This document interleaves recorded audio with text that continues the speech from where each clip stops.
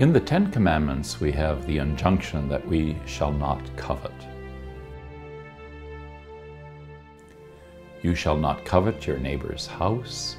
You shall not covet your neighbor's wife, or male or female slave, or ox, or donkey, or anything that belongs to your neighbor. What does it mean to covet? It means that we long for, desire, or wish for someone else's property. Coveting is probably better known as envy. Never has there been a time in history when people in the Western world have so much and been so unhappy. Think of all the must-have gadgets we own. We have laptops, iPads, iPods, iPhones, entertainment centers with TV screens that fill a wall. We often have no place in our houses for all the gadgets, and our garages are so filled with skidoos, boats, and all-terrain vehicles that there's no room for our cars. You might recall the old yuppie saying, "The one who has the most toys in the end wins." How many of us have bought into that? You would think that having so many things would make us happy, but most of the time it doesn't. We get addicted to having more, to comparing what we have with what someone else has. And in the game of comparison, we come out the loser. What we continually get bombarded with through advertising is that what we have is not enough, that who we are is not good enough. We need to have this new car or this new appliance to be happy. We need to have this product to make us look better, healthier, smarter, to have the advantage. You'll remember the lottery commercial? Think of all the possibilities. Just think of the vacations, the luxuries, the things I could buy, perhaps even better than what any neighbor has. Let them suffer when they compare their limited life to mine. Envy, greed, avarice go hand in hand. Envy can easily lead to grasping, taking, and hoarding. You would think that getting to the top of the ladder is praiseworthy. But this hankering for more means that others are left in the dust, that greater and greater disparity exists in our world, and the poor become poorer at our expense.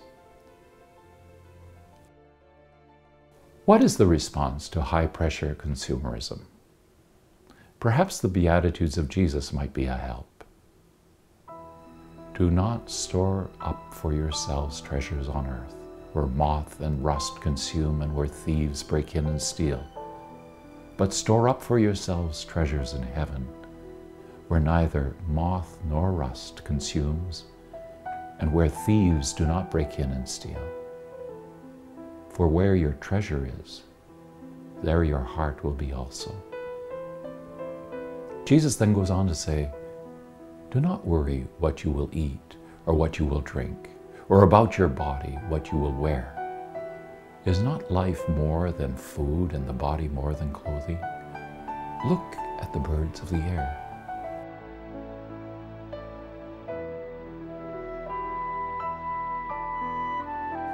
I would guess that for many, Matthew's Beatitudes seem impractical when faced with paying off mortgages or living from one paycheck to another, when we're trying to have sufficient funds for retirement or having to live off a fixed income.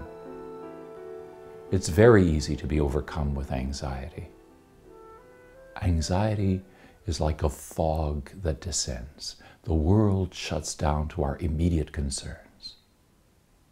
Have you ever driven in a fog? I recall driving up to Glacier National Park one July night. We had reservations at the lodge, but about 100 kilometers from our destination, we drove into dense fog.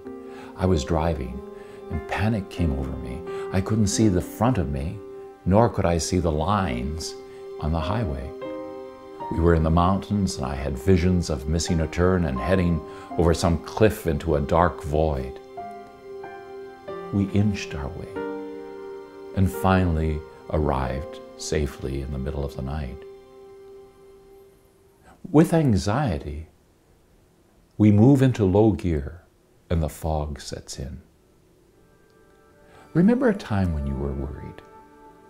It might have been a lump you felt, waiting for medical results, the loss of a job, a loved one dying, bills you thought you'd never pay.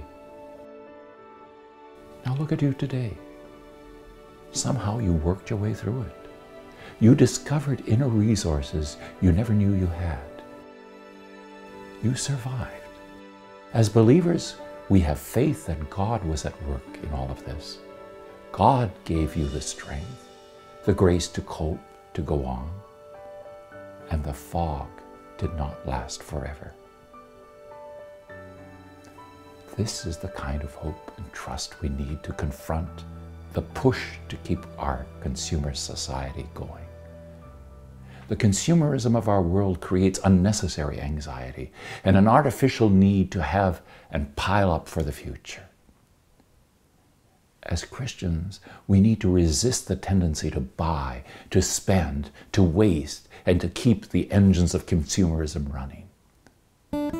We have to rediscover simplicity, detachment, and the theology of enough. We also have to learn to share our surplus with those who have so much less. St. Philip once said, "The person who feels that the vice of avarice has got a hold of him should not fast, but should give alms."